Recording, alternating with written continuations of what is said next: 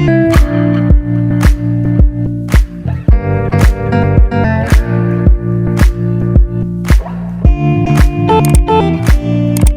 bergabung kembali. Pada kesempatan kali ini kita akan melakukan pembahasan dan juga akan memaparkan contoh-contoh soal di latihan soal kedua atau part 2 yang sudah diupload di video sebelumnya. Pada kesempatan kali ini masih seputar terkait soal SKB CAT CPNS untuk formasi PFM ahli pertama di Badan POM Republik Indonesia. Nah, kita ke soal pertama. Kemarin sudah kita paparkan. Nah, untuk soal pertama yaitu kemarin ada tahapan yang benar dalam proses aplikasi DNA dengan metode PCR atau polymerase chain reaction adalah yang benar yang mana. Nah, di sini seperti biasa, karena memang di soal SKB untuk CAT itu ada pilihan ganda dan ada 5 opsi. Nah, kita akan lihat di soal pertama, untuk opsi A-nya ada denaturing, annealing, kemudian extension. Nah, untuk B-nya annealing duluan yang pertama, extension dan denaturing. Kemudian C-nya extension yang terlebih dahulu, denaturing dan annealing. Untuk D, extension, annealing, denaturing, dan E, denaturing, extension, annealing. Nah, di sini sebenarnya yang di tahapannya ada 3 yang disebutkan di sini, ada denaturing, annealing, dan extension. Tinggal kita lihat mana yang sebenarnya sesuai dengan tahapannya. Dan tentunya untuk soal ini harus betul-betul tidak boleh tertukar tahapan yang pertama, yang kedua, dan ketiga. Nah, kita langsung ke pembahasannya, di mana untuk soal ini berkaitan dengan pengujian biologi. Di sini kita dapat lihat di slide terkait pengujian mikrobiologi, khususnya untuk pengujian PCR. Di situ ada 3 tahapan. Yang pertama, proses untuk PCR itu, siklusnya yang pertama ada denaturing, kemudian annealing, kemudian yang ketiga adalah extension. Jadi DAE. Oke, itu inisialnya ya, DAE. Teman-teman kalau misalnya susah menghafalnya tinggal hafal inisial saja, DAE. Kita coba lihat di soal yang tadi, kira-kira jawabannya yang mana? Oke, DAE ya, jadi DAE. Oke, jadi DAE. Oke, berarti jawabannya adalah A. Oke, kita langsung ke soal selanjutnya, soal kedua. Nah, ini berkaitan dengan pengertian. Metode resmi adalah titik-titik. Nah, untuk A-nya, metode yang dikembangkan dan ditetapkan oleh suatu organisasi. Jadi di sini ada kata organisasi atau badan standarisasi nasional atau negara atau internasional. Oke, itu untuk keyword di pilihan A. Untuk pilihan B-nya, metode yang dipublikasi dalam pustaka ilmiah. Oke, ada kata pustaka ilmiah terbuka yang terspesialisasi. Oke, ada spesialisasinya. Contohnya itu ada kimia analitik, analisis plastik, mikrobiologi, dan lain-lain. Untuk C, metode yang dipublikasi dan ditetapkan oleh lembaga pemerintah. Oke, ini ada kata lembaga pemerintah. Untuk D, metode yang dikembangkan oleh organisasi profesional sesuai dengan bidang disiplin keilmuan profesional tersebut. E-nya kita lihat, metode yang dipublikasi dalam laboratorium dan telah diajukan ke lembaga penelitian resmi. Oke, jadi kelima pilihan ini sangat berbeda. Ada yang dari organisasi atau badan nasional maupun internasional, ada pustaka ilmiah, ada dari lembaga pemerintah, organisasi profesional, kemudian laboratorium. Kita coba lihat ke pembahasannya. Nah, karena tadi yang ditanyakan adalah metode resmi, maka metode resmi adalah metode yang dipublikasi atau ditetapkan oleh lembaga pemerintah. Oke, jadi keyword-nya di sini adalah lembaga pemerintah. Kita coba lihat. Nah, kita cari yang ada kata lembaga pemerintah. Oke, jadi di sini ada kata lembaga pemerintah. Jadi yang benar adalah jawaban C, karena di sini yang ditanyakan adalah metode resmi. Oke, semoga jelas ya penjelasannya. Kita ke soal selanjutnya. Nah, soal ketiga, contoh yang benar dari metode pustaka adalah, oke, jadi tadi ada pengertian, sekarang ada contoh dari metodenya. Sementara yang ditanyakan adalah metode pustaka. Nah, kita coba lihat, di sini ada Farmakope Indonesia, oke, Farmakope Indonesia, kemudian ada metode standar nasional Indonesia atau biasa dikenal dengan metode SNI. Kemudian juga ada yang ketiga atau C, Association of Official Analytical Chemists, itu AOAC. Biasa kita jumpai di jurnal-jurnal ini ya. Kemudian ada yang tadi AOAC, kemudian metode ISO atau internasional, I-nya, S-nya standardization, kemudian O-nya organization. Oke, kemudian E ada Journal of Chromatography. Oke, ini jurnal. Berarti dia jurnal ya. Kita coba lihat pembahasannya. Kita sudah siapkan materinya untuk pembahasannya. Nah, untuk metode pustaka, kita ke pengertian terlebih dahulu bahwa metode pustaka itu adalah metode yang dipublikasikan dalam pustaka ilmiah terbuka yang terspesialisasi seperti kimia analitik, analisis plastik, mikrobiologi, dan lain-lain. Kita coba lihat langsung ke contoh-contoh dari metode pustaka itu. Nah, ada contohnya itu The Analysis Journal AOAC Internasional, kemudian contohnya yang lain ada Journal of Chromatography. Oke, jadi kita lihat, jangan terpaku dengan kata AOAC-nya ya. Jadi di sini keywords-nya yang perlu teman-teman ketahui jika membedakannya metode pustaka itu dengan metode-metode lain, yaitu ada kata jurnal atau jurnalnya ya. Jadi ini bisa kita jadikan keywords yang bisa kita jadikan ciri khas dari metode pustaka itu. Kita coba lihat tadi. Nah, di sini yang ada kata jurnalnya hanya pilihan E. Jadi otomatis jawaban untuk nomor 3 ini adalah jawaban E atau Journal of Chromatography untuk contoh dari metode pustaka. Oke, semoga jelas lagi. Kita coba lihat ke soal nomor 4. Berikut alat atau instrumen yang tidak masuk lingkup kalibrasi adalah, oke, jadi di sini yang ditanyakan adalah alat atau instrumen, tentunya ini berkaitan dengan pengujian, jadi alat yang ada di laboratorium tentunya ya, yang tidak masuk dalam ruang lingkup kalibrasi. Yang tidak masuk ini berarti maksudnya tidak perlu dikalibrasi. Oke, yang tidak perlu dikalibrasi itu kira-kira dari 5 opsi ini mana yang jawaban yang benar. Nah, ini pH meter pertama, ada pH meter. Kemudian ada dissolution tester, Baker glass, spektrofotometer, kemudian autoclave. Oke, saya jelaskan terlebih dahulu. Untuk pH meter ini untuk mengukur pH suatu larutan. Kemudian dissolution tester ini untuk disolusi obat, alat untuk disolusi obat. Kemudian ada Baker glass, itu gelas kimia berbentuk seperti gelas.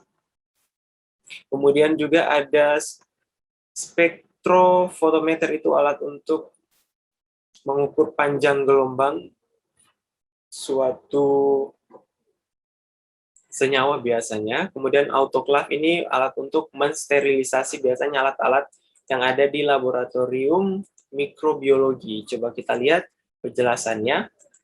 Nah, berikut penjelasannya, dan di sini disebutkan atau ditampilkan kalibrasi alat laboratorium. Nah, ini beberapa alat yang dikalibrasi di laboratorium. Nah, ini kan ada contohnya pH meter, karena dia memang itu alat untuk mengukur dan harus spesifik, jadi harus dilakukan kalibrasi, jadi tidak ya. Kemudian autoclave tentunya harus dikalibrasi juga, berkaitan dengan kalibrasi suhu tentunya dan tekanan. Kemudian ini dissolution tester juga harus dikalibrasi, dan ini spektro yang tentunya juga harus dikalibrasi. Jadi kalau kita lihat-lihat dari beberapa paparan ini, yang tentunya tidak perlu dikalibrasi adalah Baker glass, karena dia itu biasanya bentuk gelas dan dia ukurannya tidak terlalu spesifik, atau dia tidak terlalu akurat ya, jadi dia tidak masuk dalam ruang lingkup kalibrasi. Biasanya itu yang tidak masuk kalibrasi itu adalah alat-alat gelas. Jadi jika ada soal dan biasanya ada alat gelas yang muncul di opsinya, maka dia itu yang tidak perlu dikalibrasi. Oke, itulah pembahasan untuk nomor 4. Kita ke nomor selanjutnya, ada nomor 5. Nah, nomor 5 ada pengertian.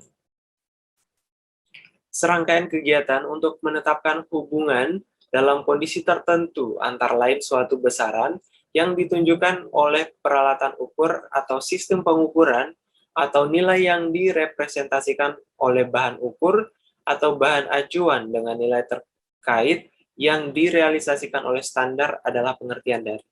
Oke, jadi ini pengertian, dan di sini sudah disebutkan 5 opsi sebagai pilihan kira-kira pengertian yang benar yang berkaitan dengan soal adalah yang mana. Pertama ada verifikasi, validasi, akurasi, spesifikasi, dan kalibrasi. Nah, tentunya untuk tahu mana jawabannya, tentunya teman-teman harus pernah membaca atau minimal familiar atau sering mendengar 5 redaksi kata ini. Jadi teman-teman, kita coba langsung ke pembahasannya. Nah, di sini ada pengertian dari kalibrasi, kita coba baca.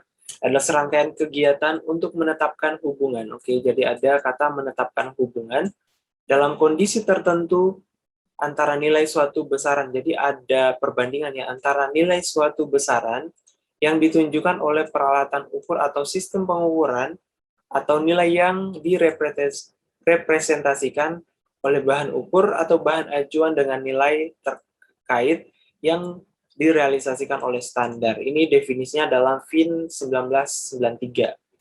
Tentunya tujuan dari kalibrasi itu teman-teman juga perlu tahu bahwa tujuannya adalah laboran mempunyai keyakinan, sehingga laboran ini biasanya itu adalah orang yang melakukan analisa atau penguji biasanya ya, mempunyai keyakinan bahwa dalam pengujian telah menggunakan peralatan yang benar sehingga hasilnya tidak TMS, yakin bukan karena, maksudnya begini, jadi hasil pengujian TMS yakin bukan karena faktor alat. Jadi jika ternyata dilakukan pengujian dan hasil pengujiannya tidak memenuhi syarat atau TMS, maka bukan karena faktor dari alatnya yang mungkin ada salah dalam penentuan kadar atau pengukuran, tapi karena memang bahan atau sampel yang diuji itu memang TMS atau tidak memenuhi syarat.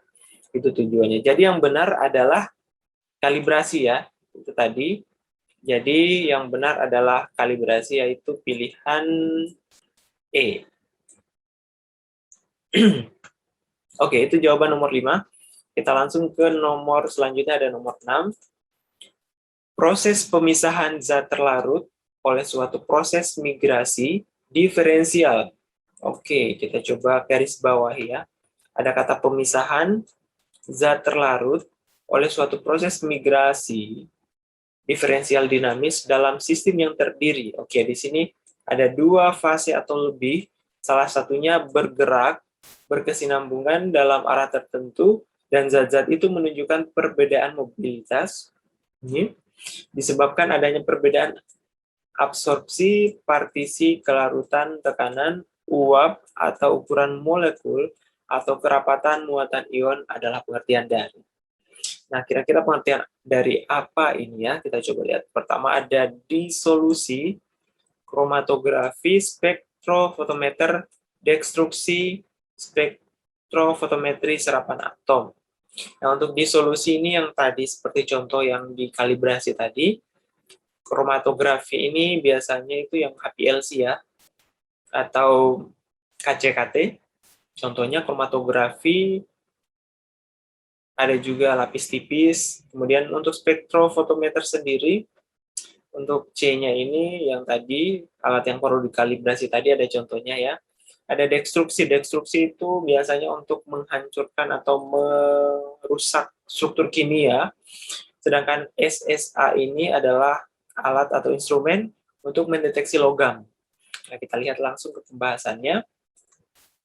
Nah, untuk definisi di sini, kromatografi itu berdasarkan Farmakope Indonesia, edisi kelima, itu dijelaskan bahwa kromatografi adalah proses pemisahan zat terlarut oleh suatu proses migrasi diferensial dinamis dalam sistem yang terdiri dari 2 fase atau lebih, salah satunya bergerak, berkesinambungan dalam arah tertentu, dan zat-zat itu menunjukkan perbedaan mobilitas disebabkan adanya perbedaan dalam absorpsi, partisi kelarutan, tekanan uap, ukuran molekul, atau kerapatan muatan ion. Jadi dapat disimpulkan bahwa ini yang benar adalah opsi B atau kromatografi. Oke, itulah pilihan yang benar dan semoga bermanfaat tentunya. Kita langsung saja ke soal nomor 7.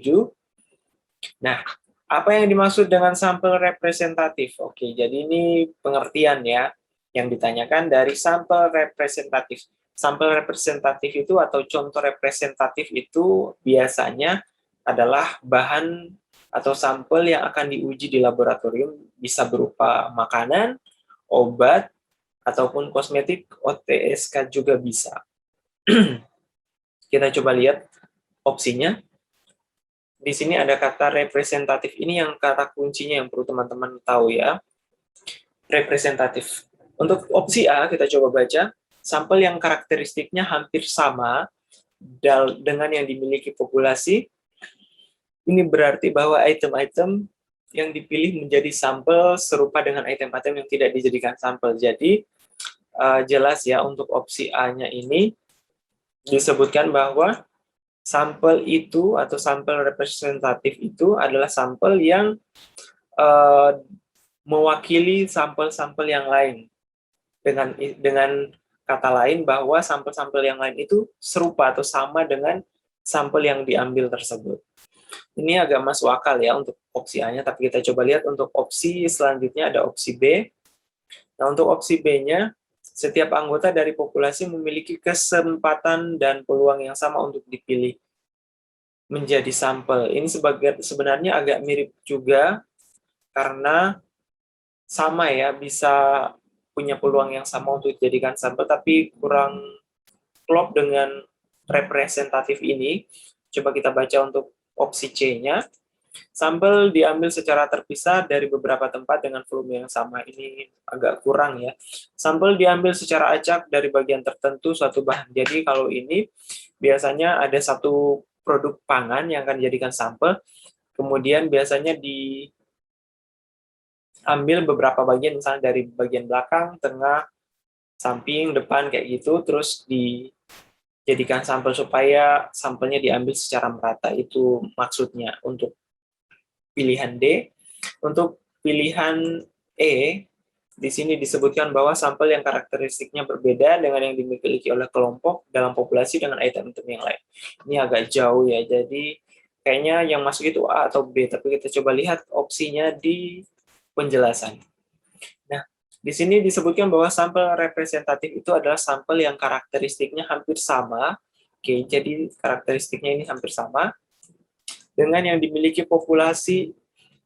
Ini berarti item-item yang dipilih menjadi sampel serupa dengan item-item yang tidak dijadikan sampel. Oke, jadi jelas ya tadi opsi A yang benar. Nah, kita coba lihat untuk sampel acak itu pengertiannya apa. Sampel anggota dari populasi memiliki kesempatan dan peluang yang sama untuk dipilih sebagai sampel. Ya, karena ada kata acak ya. Jadi, dipilih secara acak, tidak memandang dia sama atau tidak. Oke, kita langsung saja tadi jawabannya adalah A ya. Kita beri tanda. Jawabannya yang benar adalah A. Oke, kita ke soal nomor 8, soal selanjutnya. Bahan otentik dan seragam yang ditujukan untuk digunakan dalam uji kimia atau fisika khusus, yang untuk itu sifat-sifatnya dibandingkan. Oke, ada kata dibandingkan. Melalui suatu pengujian dan mempunyai derajat kemurnian yang sesuai untuk tujuan tersebut. Oke, ada kata bahan otentik atau seragam, kemudian dibandingkan. Itu keywords-nya. Kita masuk ke opsinya ya, ada beberapa opsi di sini. Nah, pertama ada sampel pembanding. Oke, ada sampel pembanding untuk opsi A. Oke, kita tandai dulu opsi A, sampel pembanding. Larutan pembanding untuk opsi B. Baku pembanding C, reagen pembanding, dan reaksi pembanding untuk opsi E. Jadi, pembanding, ada kata pembanding, karena ada kata pembanding di sini, dibandingkan, otomatis pasti bahan itu adalah pembanding, entah itu sampel, larutan, baku, reagen, atau reaksi. Kita coba lihat penjelasannya di slide berikutnya. Oke, pengertian dari baku pembanding itu adalah bahan otentik dan seragam yang ditujukan untuk digunakan dalam uji kimia, fisika khusus.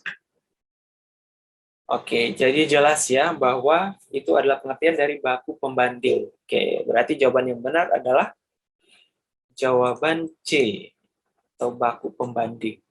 Oke, saya rasa jelas ya. Biasa kita juga sering dengarkan kata baku pembanding.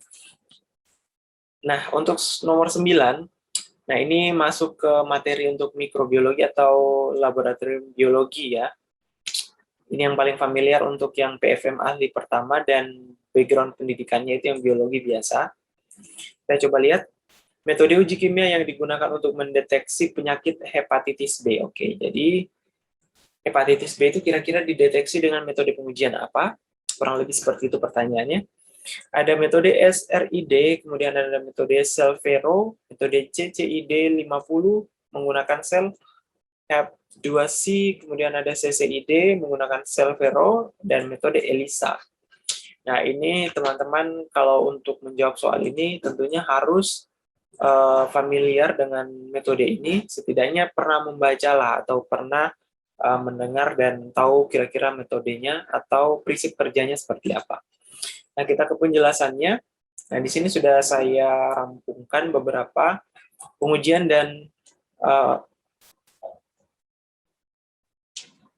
penyakit atau apa ya? Iya, penyakit yang biasa digunakan untuk diujikan menggunakan metode tersebut. Nah, di sini ada contohnya, Selvero itu untuk vaksin difteri ya, jadi untuk pilihan Selvero tadi salah. Untuk metode, nah ini tidak ada di soal ya, jadi kita silangkan saja. Nah, ini tadi ada di soal, metode CCID 50 menggunakan sel Hep2C. Ini untuk vaksin polio ya, jadi ini salah juga karena bukan untuk hepatitis B. Untuk metode CCID 50 menggunakan Selvero itu untuk campak. Salah juga.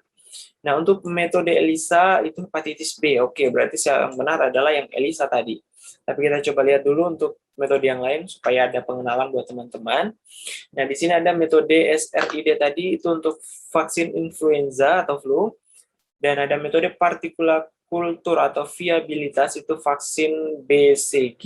Oke, jadi jelas dari opsi yang tadi benarnya adalah metode ELISA atau yang C. Oke, kita lanjut ke soal 10. Berikut merupakan tujuan dilakukannya kalibrasi adalah, oke, masih seputar untuk pengujian dan ini tujuan dari kalibrasi itu. Kira-kira apa tujuannya? Kita langsung lihat. Opsinya A itu adalah untuk menghubungkan suatu hasil pengukuran dengan hasil pengukuran yang lain yang dilakukan di seluruh dunia. Oke, itu opsi A-nya.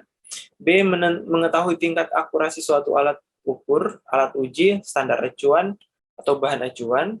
C, menentukan tingkat kepercayaan suatu alat ukur, alat uji, standar acuan, atau bahan acuan. Untuk opsi D, jawaban A dan C yang benar, berarti A dan C aja yang benar, itu untuk opsi D-nya. Sementara untuk opsi E itu jawaban A, B, C-nya yang benar. Oke. Biasanya kalau ada soal seperti ini, yang akan benar itu antara A atau C, karena pasti lebih dari satu jawaban yang benar. Kalau ada muncul seperti ini, tapi tidak semuanya ya biasanya. Oke, kita lihat langsung ke pembahasannya, supaya kita bisa paham. Nah, ini tujuan kalibrasi atau kenapa kalibrasi perlu dilakukan. Tujuannya itu pertama untuk menghubungkan suatu hasil pengukuran dengan hasil pengukuran yang lain. Kemudian yang kedua untuk mengetahui tingkat akurasi suatu alat. Dan untuk yang ketiga menentukan tingkat kepercayaan suatu alat ukur, alat uji, standar acuan, atau bahan acuan. Oke, jadi jika dilihat maka yang benar adalah jawaban E ya, karena tiga-tiganya benar, maka jawaban E ini adalah jawaban yang benar untuk pertanyaan nomor 10. Nah, itu tadi untuk pertanyaan nomor 10, semoga memberi gambaran dan juga memberi manfaat untuk teman-teman ya yang sudah belajar. Oke, kita pada kesempatan kali ini hanya ada 10 nomor lagi. Tadi kita sudah jelaskan pembahasannya dan semoga video latihan sebelumnya teman-teman ketika mengerjakan atau mencoba menjawabnya, setidaknya teman-teman bisa mengukur kira-kira kesulitannya seperti apa, apakah teman-teman bisa menjawab atau tidak, dan semoga video ini juga bisa membantu teman-teman dalam menemukan jawaban yang benar dan menemukan kira-kira informasi yang perlu teman-teman gali itu kurang lebih tentang apa dan seperti apa. Oke, sekali lagi terima kasih banyak sudah mengklik video ini, menonton video ini, dan jangan bosan-bosan. Dan kita akhiri perjumpaan kita pada kesempatan ini. Bila taufik wal hidayah. Wassalamualaikum warahmatullahi wabarakatuh dan sampai jumpa lagi.